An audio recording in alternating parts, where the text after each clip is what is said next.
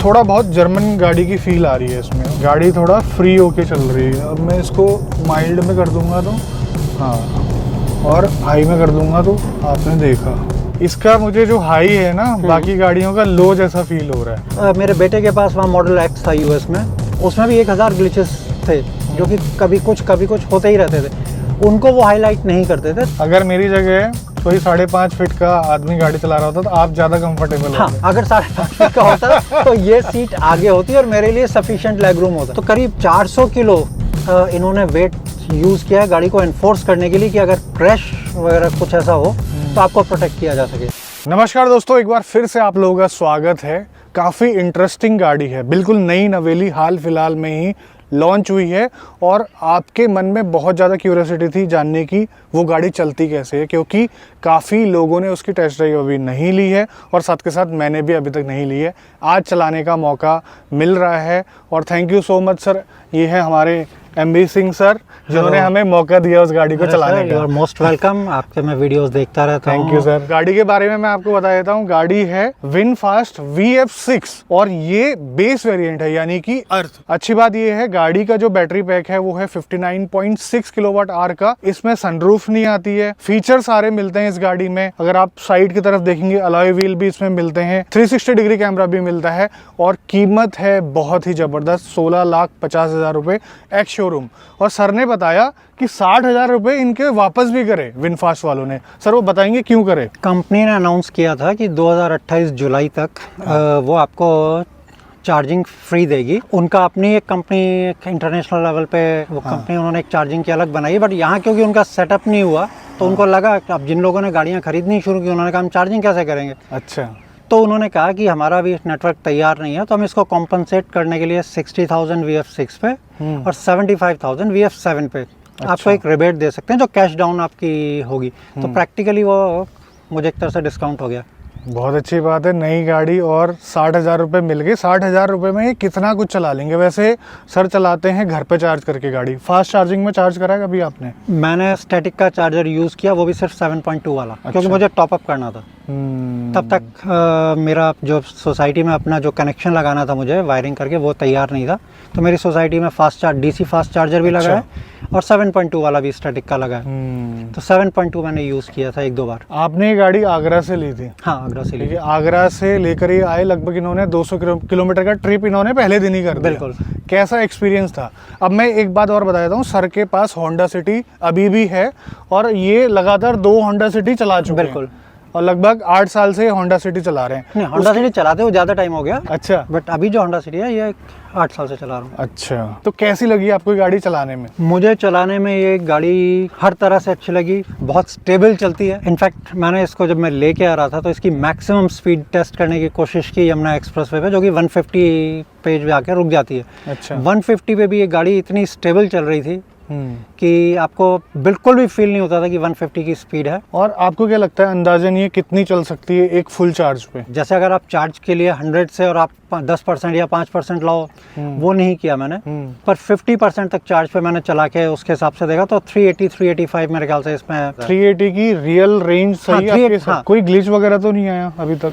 अभी तक प्रैक्टिकली मुझे कोई ऐसा ग्लिच नहीं दिखाई दिया। इसकी सिर्फ 2 चीज़ें हैं जो मुझे थोड़ा सा नेक करती हैं। एक इसकी जो लाइट्स हैं, रीडिंग लाइट्स या डोम लाइट्स जिनको ये कहते हैं, फ्रंट और बैक दोनों, केबिन लाइट वो बहुत डिम है। कोई एक और इशू है, मैं भी आपको याद आएगा तो मैं आपको बता दूँ। आगे की जो हेडलाइट्स हैं ये कैसी लगी आपको रात में? हेडलाइट ठीक है, मतलब हेडलाइट जैसे मैं अगर कंपेयर करूँ को मैंने बिल्कुल पिच डार्क उसमें चलाया तो थ्रो इसकी काफ़ी अच्छी है, विजिबिलिटी काफ़ी अच्छी है। जो कलर है गाड़ी का वो काफ़ी ज़बरदस्त है, नार्डो ग्रे आप इसको कह सकते हैं। अब बात ये है कि गाड़ी को चलाना है हमने, आप लोगों को बताना है, क्योंकि ये इन्फॉर्मेशन बहुत कम है मार्केट में, मतलब कि इंटरनेट पे। तो गाड़ी को चलाते हैं, चलाते चलाते सर से भी बात करेंगे क्यों ली, क्योंकि बिल्कुल नया ब्रांड है, उसमें भरोसा क्यों दिखाया इन्होंने। क्योंकि आपके पास महिंद्रा के पास भी ईवी है, टाटा के पास भी है, एमजी के पास भी है, हुंडई के पास भी है, उनमें क्यों नहीं गए, इस गाड़ी को क्यों चूज़ करा और मुझे कैसी फील होती है चलाने में, उन सब पे बात करने वाले हैं। आ जाइए। चलते चलते मैं आपको इसके रिवर्स कैमरे की क्वालिटी दिखा देता हूँ। ये चीज़ें टाटा की तरह आपको यहाँ पर दिख रही होंगी, लेकिन इसमें आवाज़ नहीं आ रही है, बहुत ज़ोर से आवाज़ करता है, पूं पूं पूं पूं। और गियर सिलेक्टर इसका नीचे है, जैसे कि मैंने आपको पिछली वीडियो में भी बताया। इसमें आपको स्पीडोमीटर, एक टिपिकली जो आपका स्टीयरिंग के पीछे होता है, वो मिलता नहीं है।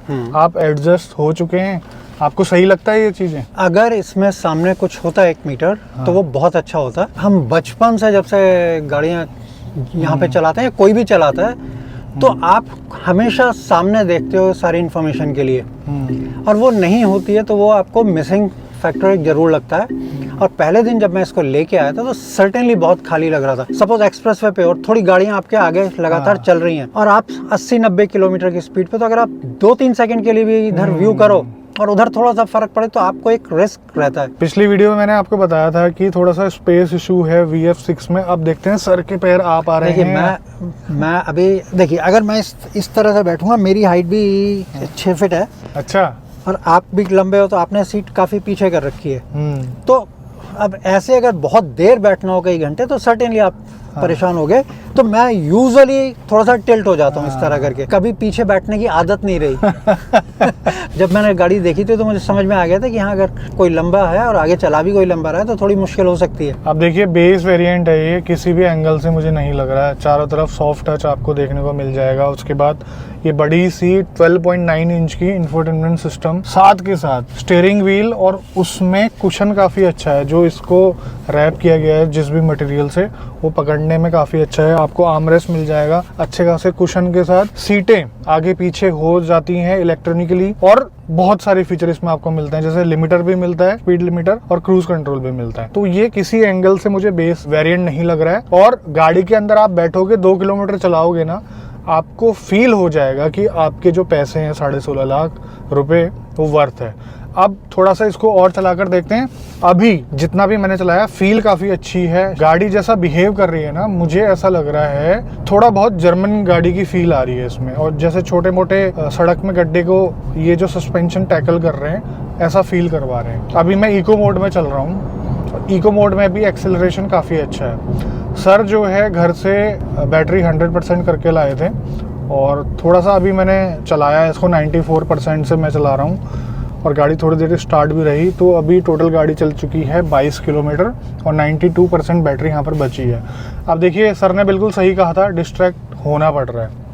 ये बिल्कुल सही बात है, आपको डिस्ट्रैक्ट होना पड़ेगा अगर आप यहाँ देखते हैं तो। अब रही हैंडलिंग की बात, गाड़ी के शेप को देख के आपको जो महसूस होता है ना कि इस गाड़ी की हैंडलिंग अच्छी होगी, तो हैंडलिंग वाकई में अच्छी है। सर ने भी बताया, सर को अच्छा खासा एक्सपीरियंस है, होंडा सिटी चलाते हैं, वो भी काफ़ी स्टेबल है, तो इनको भी गाड़ी काफ़ी स्टेबल लगी हाई स्पीड में, जो कि मुझे भी फील हो रहा है। बट एक इशू मेरे को हल्का सा फील हो रहा है, जो आपसे मैंने डिस्कस करा था, कि जैसे मैं इसको हार्ड पुश कर रहा हूँ ना, इसमें एक हल्की सी वाइब्रेशन हो रही है।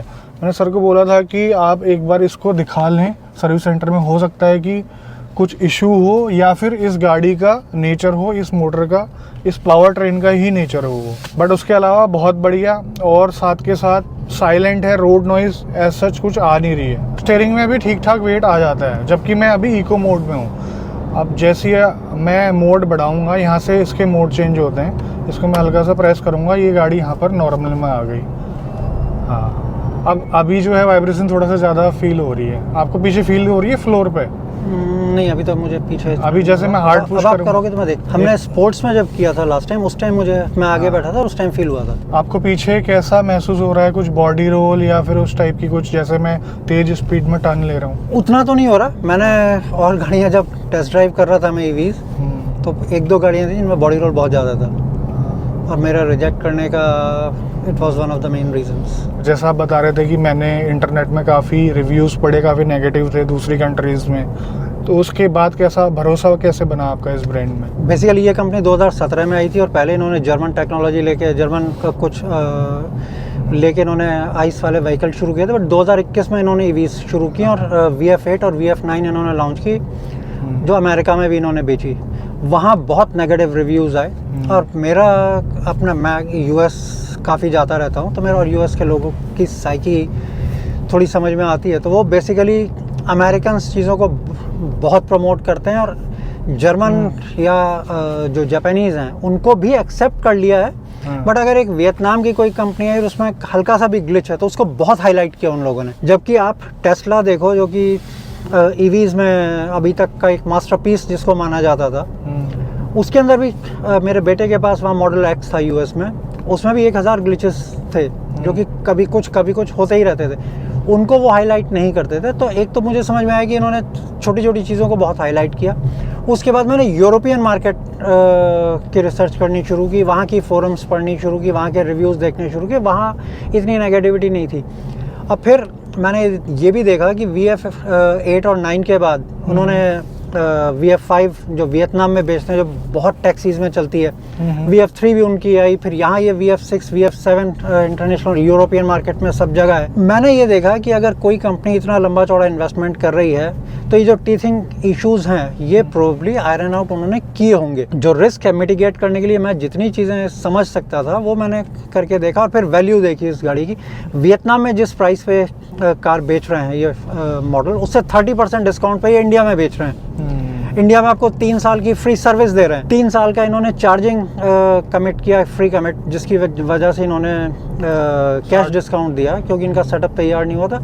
तो बहुत सारे फैक्टर्स थे कि आप वो देखते हुए कि आपको एक रिस्क अवर्स अपने आप को करने के लिए आपके पास सफिशिएंट फैक्टर मेरे पास जब हो गए तो मुझे लगा कि मेरे ख्याल से it's not a bad deal.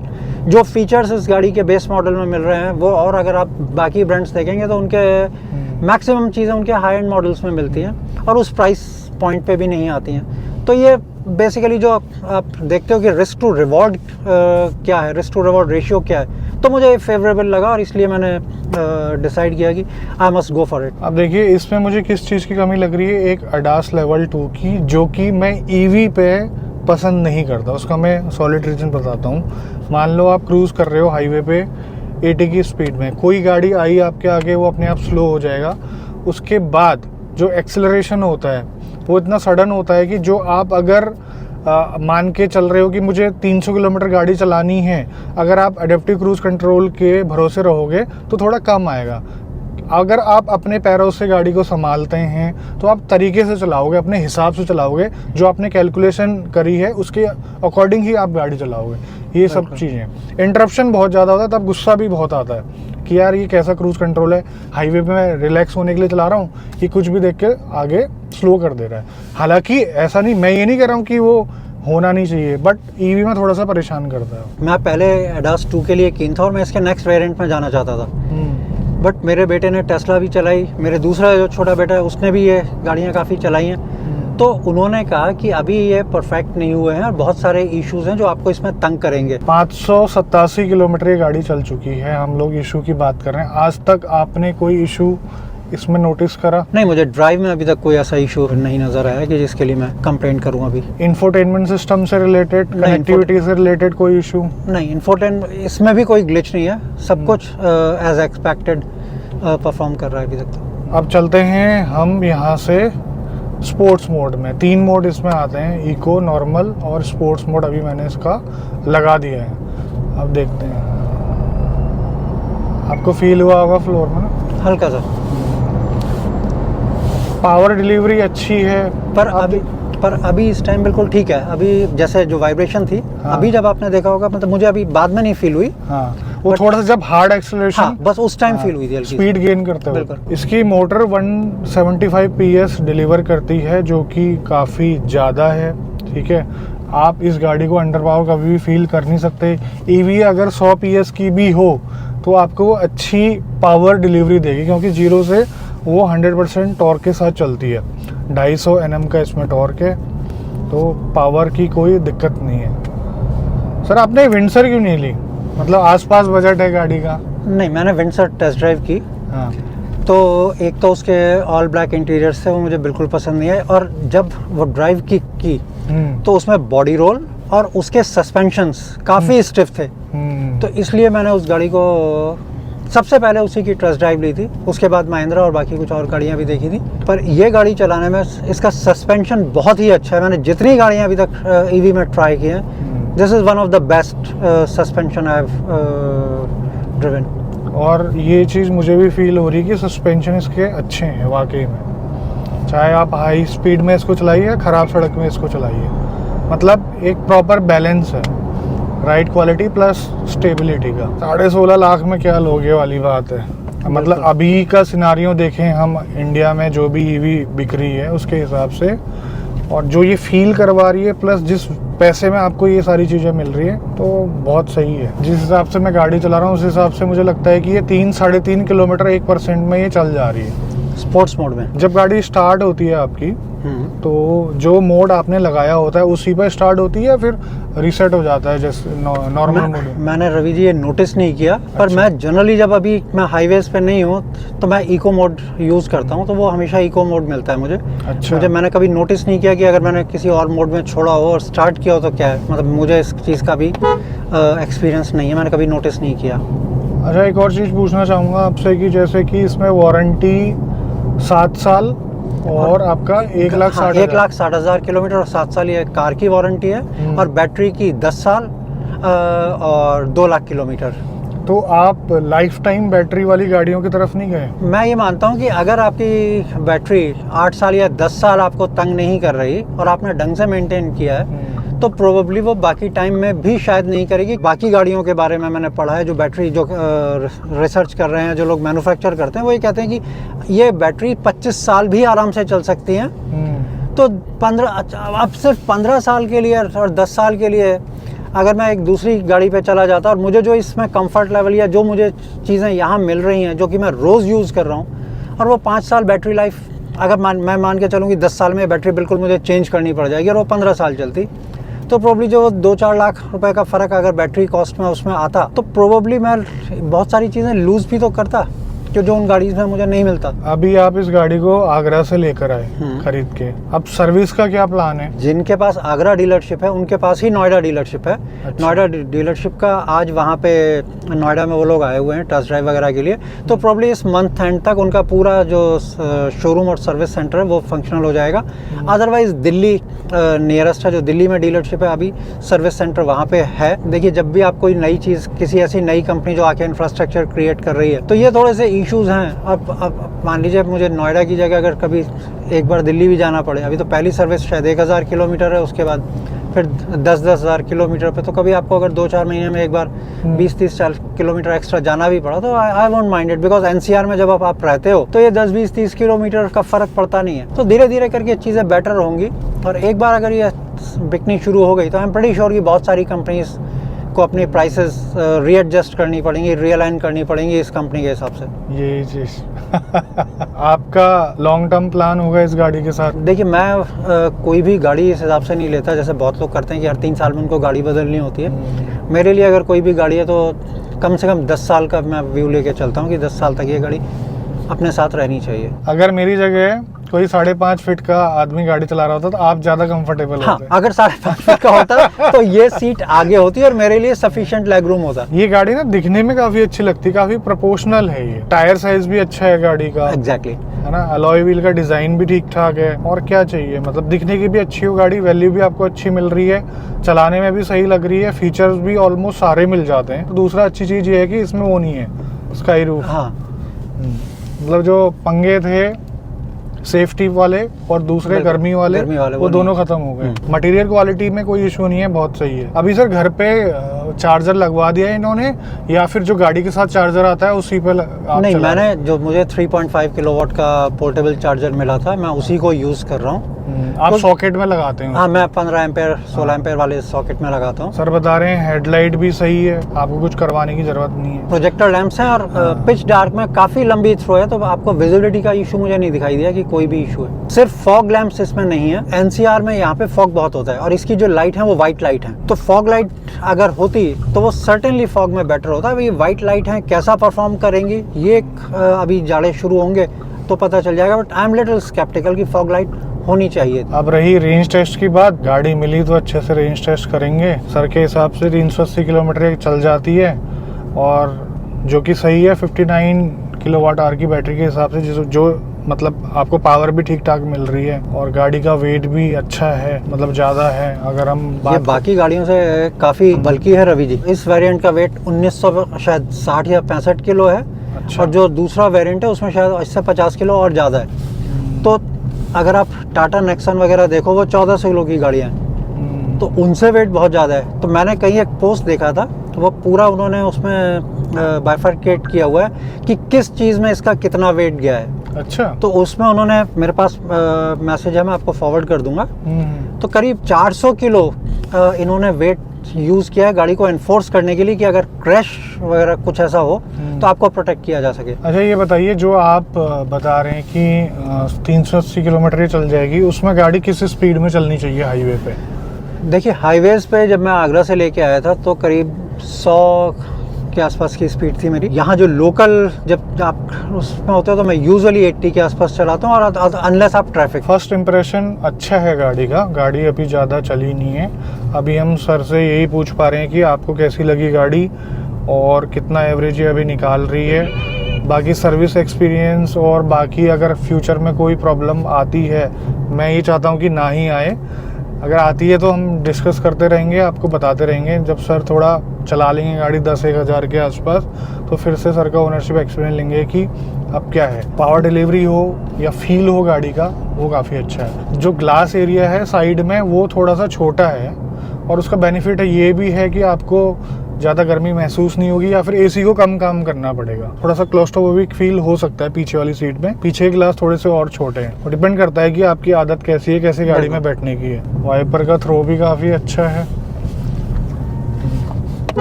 Horn भी काफ़ी अच्छा है। रेन सेंसिंग वाइपर्स हैं। रीजनरेशन इसमें यहाँ पर आपने कहाँ बताया था, ये तो मोड चेक करेंगे, और मोड को स्लाइड कीजिए लेफ्ट की तरफ ऐसे। अच्छा, अभी ये हाई में चल रही है। हाई में ना एक चीज़ मैं आपको बता देता हूँ, जैसे बाकी गाड़ियों में बहुत ही ऐसे सडन ब्रेकिंग सी फील होती है, इसमें नहीं होती, मतलब हाई होने के बावजूद भी। लेकिन यहाँ पर मैं एक चीज़ देख पा रहा हूँ कि ये जो इसका ये यहाँ पर बार आएंगे लेफ्ट में, ये 100% ये कितना जनरेट कर रहा है ये नहीं बता पा रहा है एग्जैक्टली, बस आपको अंदाज़ा लेके चलना पड़ेगा। और अगर मैं इसको लो में कर दूं रीजनरेशन को, फिर देखते हैं क्या होता है। थोड़ी स्पीड बढ़ाई मैंने,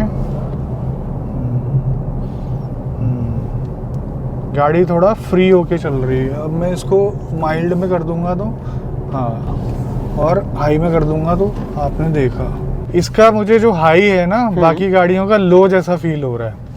अब कैसे ऑप्टिमाइज कर रखा है यही जाने। अब जैसे रीजनरेशन अच्छा होता है ना हिल्स में, जब आपका स्लोप आता है, ढलान आती है, तो वहाँ पर आप ज़्यादा एनर्जी को मतलब वापस अपनी बैटरी में रीजनरेट हो जाती है। हाँ, रीजनरेट कर सकते हैं। वहाँ पर कितना फ़ायदा मिलेगा वो देखने वाली बात होगी। Thank you so much sir, आपने चलाने का मौका दिया। You are most welcome Ravi ji. अभी विनफास्ट की मीडिया ड्राइव हुई नहीं है, तो इस गाड़ी के बारे में जानने का मुझे मौका मिल पाया आपकी वजह से। नहीं, आपको मैं आप रिव्यू करते रहते हो, मैंने आपके बहुत वीडियोस देखे हैं। अच्छा। और मैंने देखा आप VF6 आपने शायद गुड़गांव में शोरूम में किए थे, और अभी मैंने कल परसों जब आपको देखा कि आप वहाँ से VF7 के बारे में कर रहे थे, तब मैंने आपको मेल किया कि आप ये तो आप वहाँ से शोरूम से कर रहे हो, मेरे पास गाड़ी है। आप आराम से ड्राइव करो इसको। कभी रेंज टेस्ट करने का मौका मिलेगा आपको तो आप बताना कि इसने एक्चुअल में कितनी रेंज निकाली। बिल्कुल। और हमें मिलेगा तो हम आप लोगों को बताएंगे और प्रॉपर तरीके से टेस्ट करके बताएंगे इस गाड़ी। सर्टेनली। हाँ, तो आज की वीडियो में बस इतना ही। मिलते हैं बहुत जल्द आपसे एक नई वीडियो में, तब तक के लिए बाय बाय। ख्याल रखिए अपना। भारत माता की जय, और thank you so much sir again. You are most welcome.